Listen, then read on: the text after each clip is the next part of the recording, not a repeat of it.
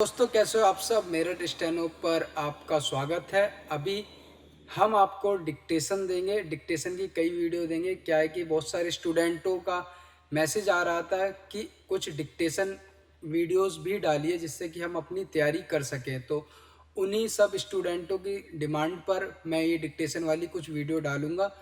Ready, अभी हम start करने वाले हैं। 80 की स्पीड होगी डिक्टेशन की। तो आप अपनी नोटबुक, पेंसिल और लिखना स्टार्ट करिए। कान मेरे पास रखिए जिससे कि आपको परफेक्ट सुनाई दे।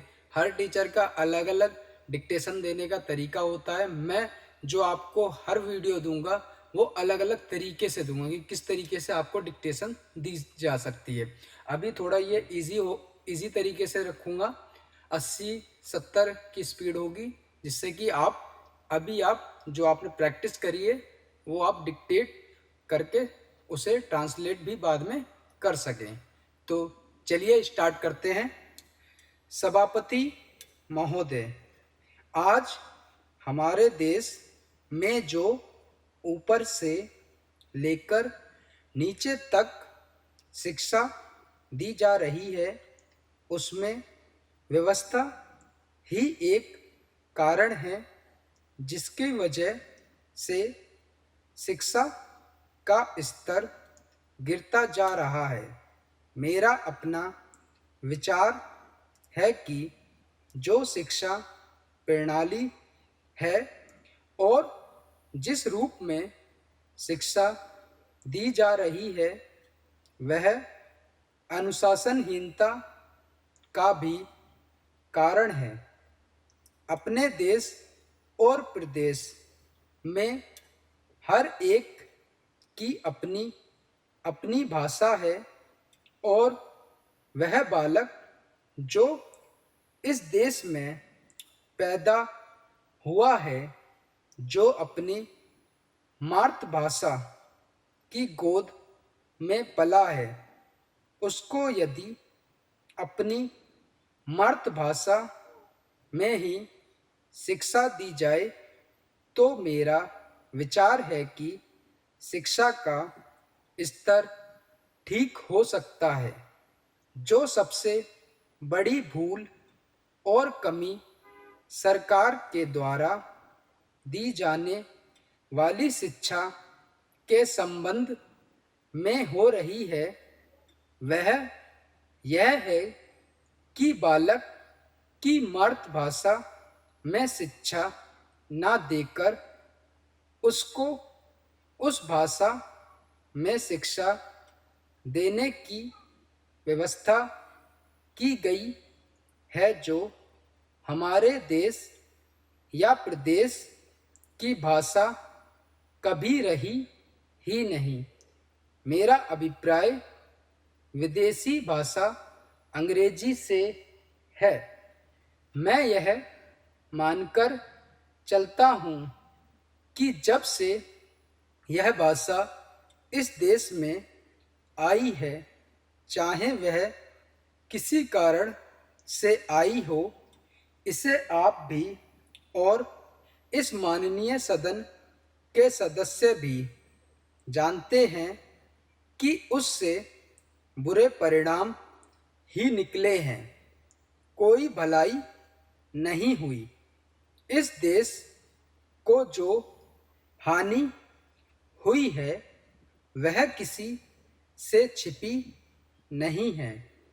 हम देख रहे हैं कि हमारे यहाँ जितना फैशन बढ़ रहा है, जितनी वेशभूषा बिगड़ रही है, वह सब अंग्रेजी भाषा के ही कारण है। जिस समय यहाँ पर अंग्रेजों का राज्य था, प्राय यह देखने को मिलता था कि वे लोग जो विशेषकर के नीचे किसी न किसी तरह से सरकारी पक्ष के ही होते थे, अंग्रेजी से मिलने के लिए जाते और अंग्रेजी वेशभूषा का ही प्रयोग करते थे। परंतु इस देश और इस देश का दुर्भाग्य है कि अंग्रेजों का राज्य समाप्त हो जाने के बाद भी लोग उनकी वेशभूषा को पहनते चले जा रहे हैं। इससे जो प्रभाव हमारे देश के फैशन पर पड़ा, उससे लाभ के बजाय हानि ही हुई है और हो रही है। मेरा विचार है कि अंग्रेजी वेशभूषा से इस देश को बहुत हानि हुई है। भारत की गौरवपूर्ण सभ्यता और संस्कृति के संरक्षण पर पर्याप्त ध्यान देने की आवश्यकता है। अध्यक्ष महोदय, मैं आपको एक और बात बतलाना चाहती हूँ और वह यह है कि कृषि विभाग को योजना आयोग ने बहुत गलत रास्ते में बिठा दिया है। उन लोगों के पास लड़ने के लिए दम नहीं है और देश के खाद्यान्न का उत्पादन बढ़ाने के लिए जो योजना चाहिए और उनके लिए जो धनराशि चाहिए, वे उनको पूरी तरह स्वीकृत नहीं कर पाते। कृषि विभाग तो जमीन की तरह आधार होता है, उसी पर देश के लिए पर्याप्त अन्न पैदा करने का महान भार है।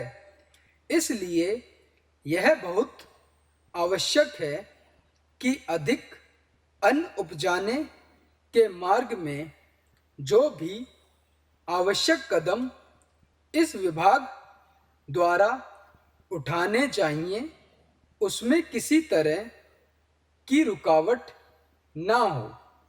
बहुत सी हड़तालें हो सकती हैं, मजदूर काम से बरी हो सकते हैं, लेकिन किसी भी हालात में वो खाने से बरी नहीं हो सकते। अब हम देखते हैं कि मिलों और कारखानों में हड़तालें हो जाती हैं, छुट्टी हो जाती है, तो आम काम के दिनों की अपेक्षा लोगों के उन दिनों में ज़्यादा खर्चा खाना करते हैं। आज यह हमारे लिए सर्वाधिक महत्व का विषय है कि हमारा अन्न का उत्पादन उस गति से बढ़ सके ताकि हम अपनी खपत से अधिक उत्पादन कर निर्यात कर सकें। सरकार तथा इस मंत्रालय के लिए यह समस्या एक बड़ा सिरदर्द पैदा कर रही है। हर एक विभाग में बड़े बड़े अधिकारी बैठे हैं, हजारों रुपए के बड़े बड़े वेतन ले रहे हैं, लेकिन मुझे दुख से कहना पड़ता है कि उनका दिमाग कार्यालयों की मिसालों और कागजों में लगा रहता है। इस विभाग का काम बहुत ही महत्वपूर्ण है। प्राकृतिक कोप के कारण जो समय समय पर हमारी फसलों का नुकसान होता है, इसमें भी अपनी फसलों का रक्षा करने के लिए आवश्यक कदम उठाना हमारी जिम्मेदारी है।